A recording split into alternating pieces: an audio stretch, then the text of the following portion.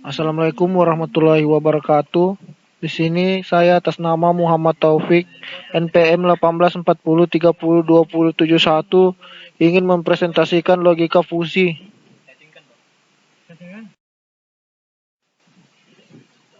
Baiklah, di sini saya akan menjelaskan tentang pengertian logika fusi.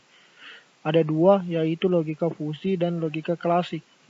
Logika fusi adalah metodologi sistem kontrol pemecahan masalah yang cocok untuk diimplementasikan pada sistem. Sedangkan logika klasik, segala sesuatu yang bersifat benar, sehingga semua ini dapat mempunyai nilai keanggotaan 0 atau 1.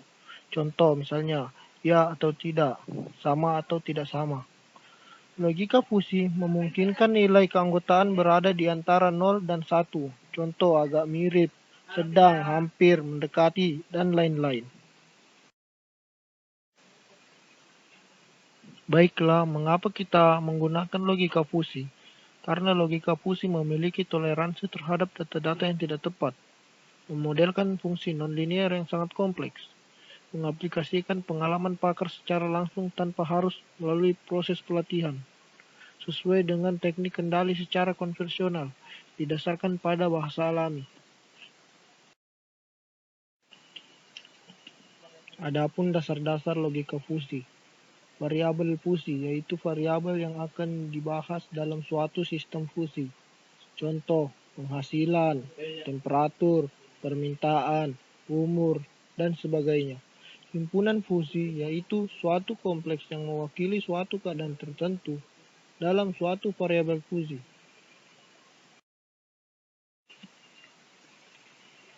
Dasar-dasar logika fusi. Himpunan fusi memiliki dua atribut. Yang pertama linguistik, yaitu nama suatu kelompok yang mewakili suatu keadaan tertentu dengan menggunakan bahasa alami, misalnya dingin, sejuk, panas, mewakili variabel temperatur, muda, berbaya, tua, mewakili variabel umur. Yang kedua adalah numeris, yaitu suatu nilai yang menunjukkan ukur dari suatu variabel, misalnya 10, 35, 40, dan sebagainya. Adapun fungsi keanggotaan adalah grafik yang mewakili besar dari derajat keanggotaan masing-masing variabel input yang berada dalam interval antara 0 dan 1. Derajat keanggotaan sebuah variabel X dilambangkan dengan simbol mikro atau X. Sistem inferensi fusi. Sistem inferensi fusi adalah cara memetakan ruang input menuju ruang output menggunakan logika fusi.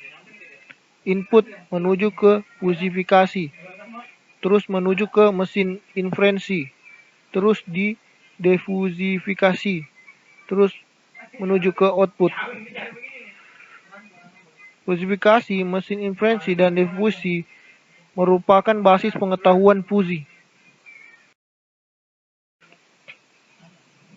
Sistem inferensi fusi yang pertama, basis pengetahuan. Kumpulan ruler-ruler dalam bentuk pertanyaan, if, then, yang dibuat oleh pakar di bidangnya. Fusifikasi adalah proses untuk mengubah input sistem yang mempunyai nilai tegas menjadi variabel linguistik menggunakan fungsi keanggotaan yang disimpan dalam basis pengetahuan fusi. Ketiga ada mesin inferensi, proses untuk mengubah input fusi menjadi output fusi dengan cara mengikuti aturan-aturan if-then rule yang telah ditetapkan pada basis pengetahuan fusi.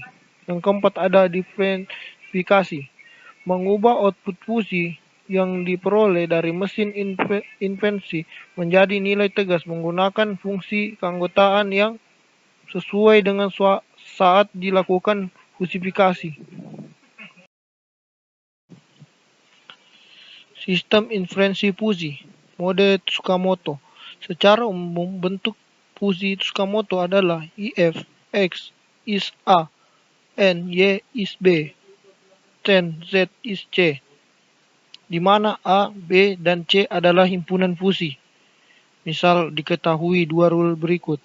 If X is A1 dan Y is B1, then Z is C1. if X is A2 and Y is B2 then Z is C2. Metode Mamdani. Metode Mamdani paling sering digunakan dalam aplikasi-aplikasi karena strukturnya yang sederhana, yaitu menggunakan operasi min-max atau max product. Untuk mendapatkan output diperlukan 4 tahapan.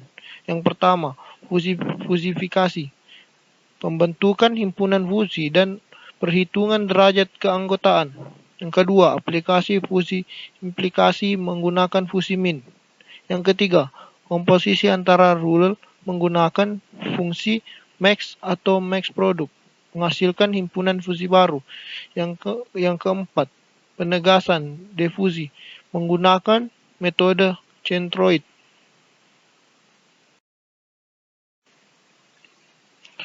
Metode Sugeno. Secara umum bentuk model fungsi Sugeno adalah if x1 is A1, xn is an, dan z sama dengan f xy. I1, I2, dan an adalah himpunan fusi ke I sebagai antecedent. Z sama dengan f x y adalah fungsi tegas, biasanya merupakan fungsi linier dari x dan y. Adapun contoh aplikasi logika fusi, sistem kontrol frekuensi putar kipas angin. Untuk mengatur frekuensi putar kipas angin secara otomatis digunakan sistem kontrol. Sistem ini dipengaruhi oleh 3 variabel, yaitu kecepatan putar kipas angin, suhu ruangan, dan sumber frekuensi putar kipas angin. Berdasarkan data spesifikasi dari pabrik, kecepatan putar kipas angin terkecil 1000 rpm rotary per menit dan terbesar 5000 rpm. Kemampuan sensor suhu ruangan berada dalam interval 100 Kelvin sehingga 600 Kelvin. Sedangkan sumber frekuensi putar kipas angin hanya mampu menyediakan frekuensi sebesar 2000 rpm sehingga 7000 rpm apabila sistem kontrol ruangan tersebut menggunakan 4 ruler berikut.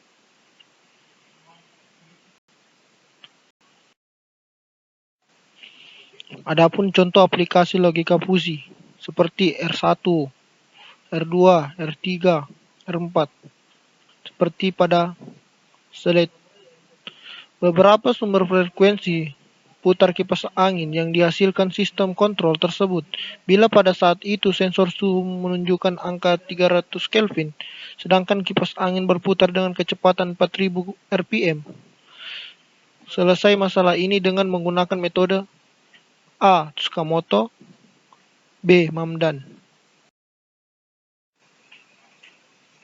Adapun aplikasi logika fusi, contohnya C. Sugeno, tetapi rulernya berubah menjadi berikut. R1, IF kecepatan lambat N suhu tinggi 10, frekuensi sama dengan 0,5, kecepatan tambah 1700. R2, IF kecepatan lambat N suhu rendah 10, frekuensi 2, kecepatan 4000.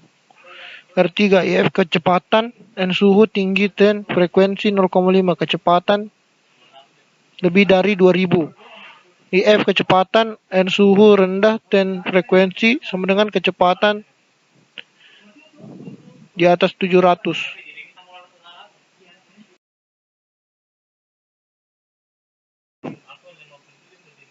Sekian dari presentasi saya. Kurang dan lebihnya mohon maaf. Wabillahi taufiq wal hidayah. Wassalamualaikum warahmatullahi wabarakatuh.